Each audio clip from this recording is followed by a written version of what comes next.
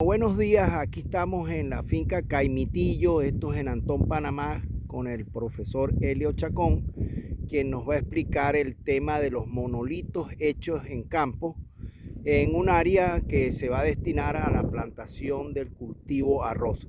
Profesor Chacón. Muy buenos días. Estamos acá porque el propietario de esta parcela decidió hacer una evaluación de sus suelos, ya que ha tenido problemas en cosechas anteriores por algunas limitaciones que ha presentado con bajos rendimientos debido a que los suelos están en algunos sectores bastante compactados.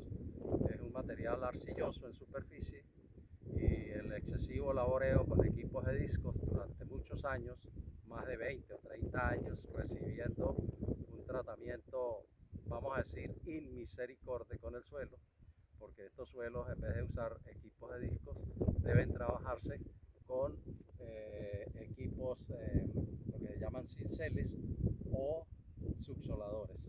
Entonces debe practicarse un laboreo vertical de la tierra y no un laboreo que genere volteo del suelo, porque en la medida que los discos van pasando todos los años haciendo el mismo trabajo, va formando lo que se llama un piso de arado o un piso de rastra.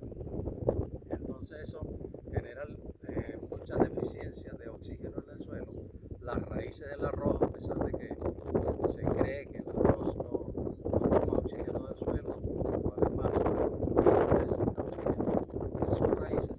Entonces aquí uno de los problemas que hay es eso, que además de que hay deficiencia de oxígeno, la raíz del arroz no puede desarrollarse lo suficiente para que explore un volumen de suelos suficientemente grande para que logre formar una estructura aérea consona con los requerimientos de formar fotosintetizado para llenar el grano y poder obtener cosechas suficientemente satisfactorias desde el punto de vista económico. Cuando decimos cosechas satisfactorias desde el punto de vista económico, en los actuales momentos en Panamá podemos estar hablando entre 150 y 200 quintales de arroz por hectárea. Entonces, dentro de las evaluaciones que hacemos está la construcción de monolitos en campo para poderle mostrar al agricultor cómo es su suelo en profundidad.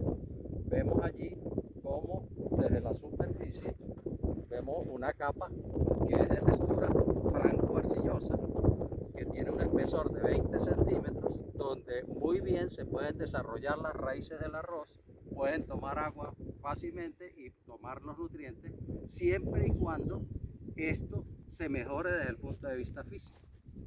Entonces necesitamos mejorar la fertilidad física, que consiste en que el suelo tenga una densidad aparente apropiada por debajo de 1.3 gramos por centímetro cúbico y que además esté suficientemente fracturado, granulado el suelo, o pueden ser bloques pequeños o bloques medianos, de tal manera de que la raíz pueda desarrollarse. Entonces, en este espacio, en esta profundidad de suelo, el arroz puede ir muy bien. Acá tenemos inmediatamente una capa muy arcillosa, con más de 70% de arcilla, que genera retención de agua en grandes cantidades, y desde el punto de vista del arroz es muy interesante y importante, porque esto actúa como efecto tanque reteniendo el agua. Entonces nos interesa que el agua no se fugue y que se mantenga allí un agua disponible en suficiente cantidad para que el arroz pueda completar su crecimiento. Disculpe, ¿qué profundidad aquí sería esa? Hasta acá hay 40 centímetros de profundidad. ¿Qué ahí dice, está puesto Aquí ahí está en la tela, 40. 40 centímetros de En profundidad. el monolito, ese es el monolito. Este es el monolito. Luego viene otra capa que es arcillosa, pero menos arcillosa que esta. Esta puede tener 50% de arcilla, también importante, y también con buena retención de agua.